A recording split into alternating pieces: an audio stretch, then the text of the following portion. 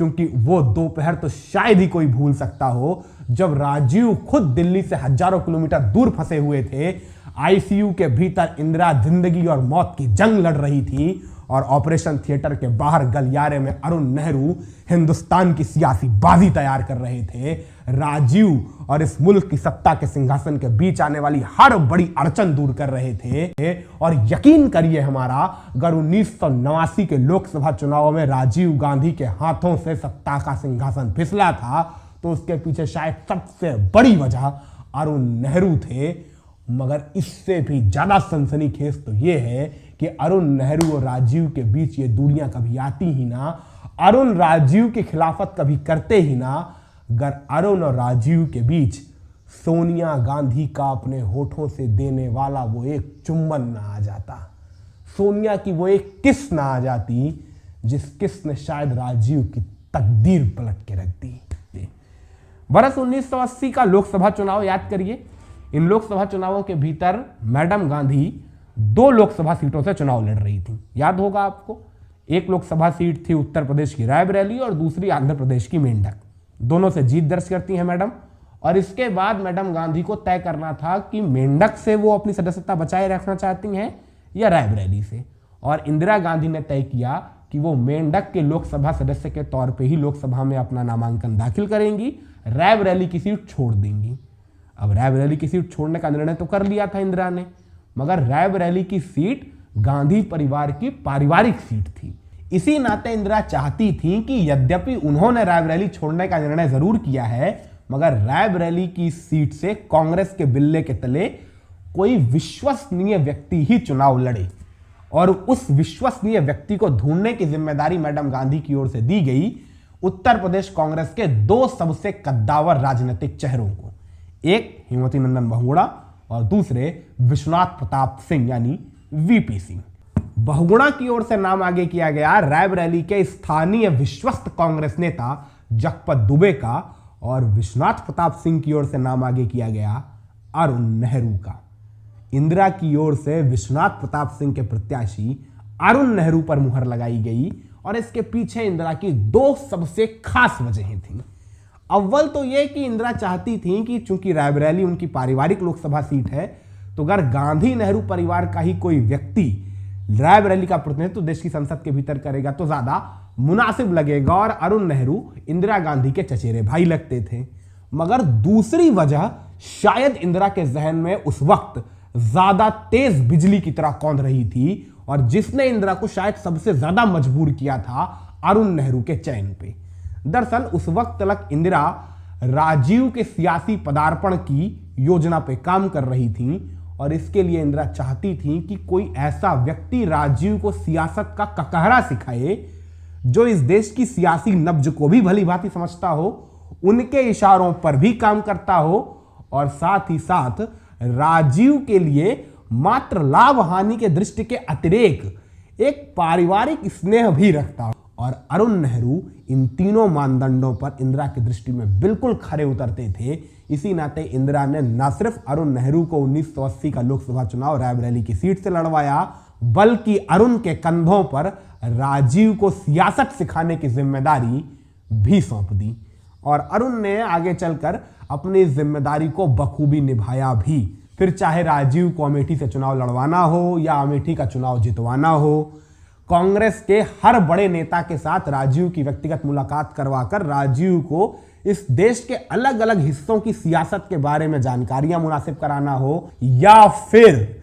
सबसे खास 31 अक्टूबर 1984 की उस दोपहर एम्स के 8वें माले के गलियारे में टहलते हुए राजीव के लिए इस मुल्क की सत्ता का सिंहासन तैयार करना हो, क्योंकि वो दोपहर तो शायद ही कोई भूल सकता हो जब राजीव खुद दिल्ली से हजारों किलोमीटर दूर फंसे हुए थे। आईसीयू के भीतर इंदिरा जिंदगी और मौत की जंग लड़ रही थी और ऑपरेशन थिएटर के बाहर गलियारे में अरुण नेहरू हिंदुस्तान की सियासी बाजी तैयार कर रहे थे। राजीव और इस मुल्क की सत्ता के सिंहासन के बीच आने वाली हर बड़ी अड़चन दूर कर रहे थे। और शायद अरुण नेहरू की इन्हीं कोशिशों का अंजाम था कि जब शाम करीब 4 साढ़े 4 बजे के आसपास राजीव गांधी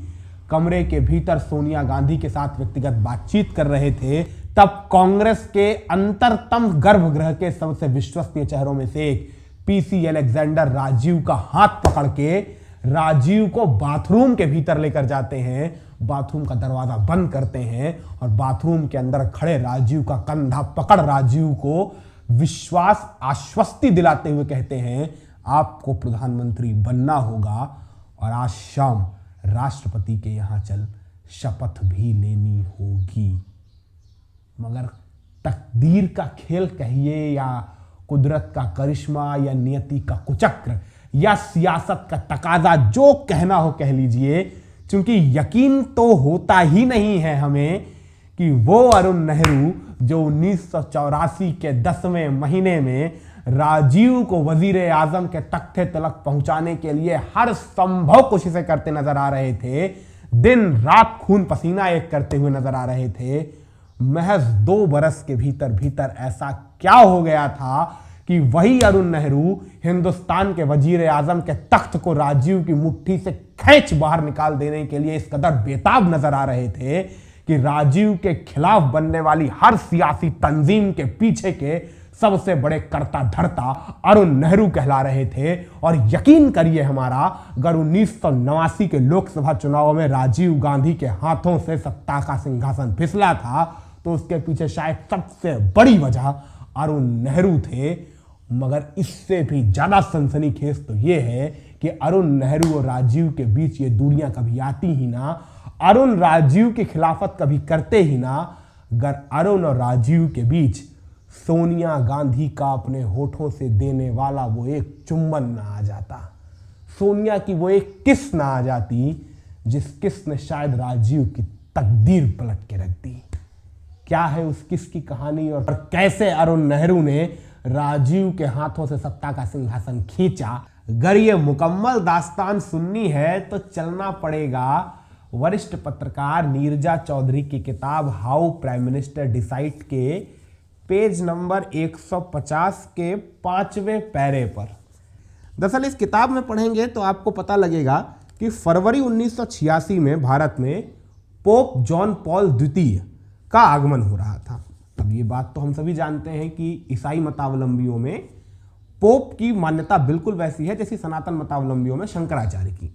तो जाहिराना बात है, जब पोप के आगमन की पूर्व सूचना सोनिया को प्राप्त हुई तो सोनिया के मन में उत्कंठा हुई कि वो भी पोप की अगवानी करने के लिए राजीव के साथ एयरपोर्ट पहुंचे। मगर ज्यों ही इस बाबत खबर अरुण नेहरू के कानों तलक पहुंची, अरुण तत्काल राजीव के पास पहुंचते हैं और राजीव से 2 टूक लहजे में कहते हैं कि कृपया सोनिया को हवाई अड्डे लेकर जाने की गलती कतई मत करिएगा। किसी भी मूल्य पर सोनिया गांधी पोप का इस्तकबाल करती नहीं नजर आनी चाहिए। अब जानता हूं आप सबके जहन में सवाल कौंध रहे होंगे कि आखिर अरुण नेहरू सोनिया गांधी को पोप का इस्तकबाल करने से क्यों रोकना चाहते थे। यही सवाल राजीव ने पूछा अरुण नेहरू से तपाक से। तब अरुण नेहरू राजीव का हाथ पकड़ राजीव को जरा किनारे लेकर जाते हैं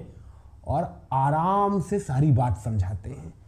अरुण राजीव से कहते हैं कि दरअसल ईसाई धर्म में ऐसी परंपरा है कि जब भी कोई ईसाई मतावलंबी पोप के समक्ष प्रस्तुत होता है, यानी धर्म की सार्वभौमिक सत्ता के समक्ष प्रस्तुत होता है, तब वह पोप की अंगूठी के समक्ष घुटनों के बल बैठकर उसे चूमता है। ये ईसाई धर्म में आदर और सम्मान का प्रतीक है। मगर अरुण राजीव को यह समझाने की कोशिश करते हैं कि हिंदुस्तान के आम गली नुक्कड़ चौक चौराहों पर अगर लोग ये देखेंगे कि उनके प्रधानमंत्री की पत्नी किसी और के समक्ष इस कदर घुटनों के बल बैठकर उसकी अंगूठी चूम रही है, तो इसकी तस्वीर कुछ और बनेगी समाज के भीतर, कतई स्वीकार्य नहीं होगा ये, खास तौर से ग्रामीण भारत के भीतर। और सबसे बड़ी बात, इससे राजीव की हिंदू छवि पर ऐसा दाग लगेगा जो राजीव की समूची सियासत के दामन को दागदार कर देगा। जाहिर सी बात है, अरुण के तर्कों में ऐसा दम था कि राजीव ने अरुण की बात मानकर सोनिया को एयरपोर्ट ले जाने का कार्यक्रम रद्द कर दिया और सोनिया पोप का इस्तकबाल नहीं कर सकी। और बकौल वरिष्ठ पत्रकार नीरजा चौधरी की किताब हाउ प्राइम मिनिस्टर डिसाइड, यही वो एक घटना थी जिसने अरुण नेहरू और सोनिया गांधी के संबंधों को इतना तल्ख कर दिया कि उस तल्खी ने देखते ही देखते चंद महीनों के भीतर कब राजीव और अरुण नेहरू के बीच के संबंधों के हर समीकरण बदल के रख दिए, ये किसी को इल्हाम ही ना हो सका। माने वो अरुण नेहरू और राजीव गांधी जो भाई भाई की तरह एक दूसरे का हाथ थामे सियासी गलबहियां करते हुए नजर आते थे, चंद महीनों के भीतर उनके रिश्ते इस कगार पर पहुंच चुके थे कि जब मई 1986 में अरुण नेहरू को कश्मीर के भीतर हार्ट अटैक आया, हृदयाघात हुआ और कांग्रेस के तमाम आला बड़े नेता अरुण नेहरू के स्वास्थ्य संबंधी हालचाल पूछने कश्मीर पहुंचे, तब उन नेताओं की कतार में राजीव गांधी का नाम नहीं शुमार था। राजीव हार्ट अटैक के बाद जिंदगी और मौत की जंग लड़ रहे अरुण नेहरू का हाल चाल पूछने तक नहीं पहुंचे, तो जाहिराना तौर से दिल्ली की सियासी फिजाओं में ये सवाल तैरने लगे कि क्या राजीव और अरुण नेहरू के बीच सब कुछ ठीक है। और इन कौंधते सवालों का जवाब सबको मिला तब जब राजीव ने उसी बरस अक्टूबर के महीने में होने वाले अपने भावी मंत्रिमंडल फेरबदल के पहले अरुण नेहरू से उनका इस्तीफा मांग लिया। अरुण नेहरू से इस्तीफा, वो अरुण नेहरू जिसकी राजीव को प्रधानमंत्री बनवाने में कैसी भूमिका थी, हम आपको इस सत्र की शुरुआत में ही बता चुके हैं। उसी अरुण नेहरू से राजीव ने इस्तीफा मांगा, अरुण ने राजीव को इस्तीफा दिया और कांग्रेस के अंतरतम गर्भगृह के सबसे विश्वसनीय चेहरों में से एक माखन लाल फोतेदार बताते हैं कि जब इस घटना के बाद अरुण नेहरू के इस्तीफे पर अपने मॉन्ट ब्लैक पेन से बड़े बड़े अक्षरों में एक्सेप्टेड लिखने के बाद राजीव माखन लाल फोतेदार के साथ अपने आवास पहुंचते हैं, तो माखन लाल फोतेदार अपनी आंखों से देखते हैं कि किस कदर पॉलिटिको में कैप्टन सतीश चंद्र शर्मा के साथ गुफ्तगू करती सोनिया राजीव को देखते ही उठ खड़ी होती हैं और एक लंबी सी स्माइल करते हुए राजीव की ओर निहारती हैं। माखन लाल फोतेदार बताते हैं, उस नज़ारे को देखकर मैं समझ गया था कि आखिर अरुण नेहरू का इस्तीफ़ा किस लिए लिया गया है।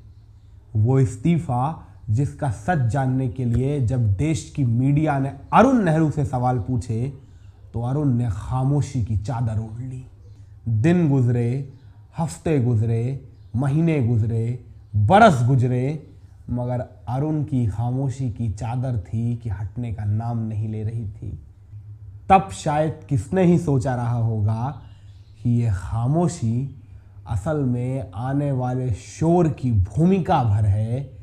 वो शोर जो देखते ही देखते समूचे हिंदुस्तान की सियासत का चित्र पलट के रख देने वाला था। वो शोर जिसकी आहटों को अगर सुनना हो तो 1987 के स्वीडिश रेडियो का प्रोग्राम द गणेश एको याद कर लीजिए। स्वीडिश रेडियो का वो प्रोग्राम जिस प्रोग्राम के भीतर ये इत्तला की गई थी कि हिंदुस्तान के कई बड़े सियासी चेहरों को बोफोर्स तोप की डील के भीतर पैसे दिए गए हैं। अब तलक याद तो आ ही गया होगा वो बोफोर्स तोप घोटाला जिसके धमाके ने राजीव के सियासी दुर्ग के परखच्चे उड़ा के रख दिए थे, एक झटके में हिंदुस्तान की सियासी बिसात पलट के रख दी थी। और गर वरिष्ठ पत्रकार नीरजा चौधरी की इस किताब हाउ प्राइम मिनिस्टर डिसाइड की माने, इसके पेज नंबर 154 पर चौथे पैरा की इस लाइन को पढ़ें, it was Arun Nehru who leaked the Bofors story to the Swedish radio, HR Bhardwaj said to me. यानी ये अरुण नेहरू ही थे जिन्होंने स्वीडिश रेडियो को बोफोर्स की समूची जानकारी दी थी। तो अब ये समझाने की आवश्यकता तो नहीं होगी कि शायद अगर अरुण नेहरू ये जानकारी स्वीडिश रेडियो को ना देते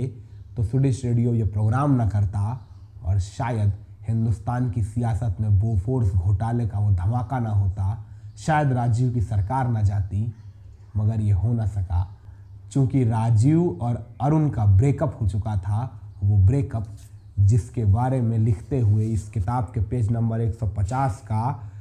5वां पैरा कहता है, Arun Nehru held Sonia Gandhi responsible for his breakup with Rajiv. यानी अरुण नेहरू कहते हैं कि उनके और राजीव के इस अलगाव के पीछे की सबसे बड़ी वजह सोनिया गांधी थी। सोनिया गांधी के साथ उनके रिश्ते थे, वो रिश्ते जो सबसे ज़्यादा खराब हुए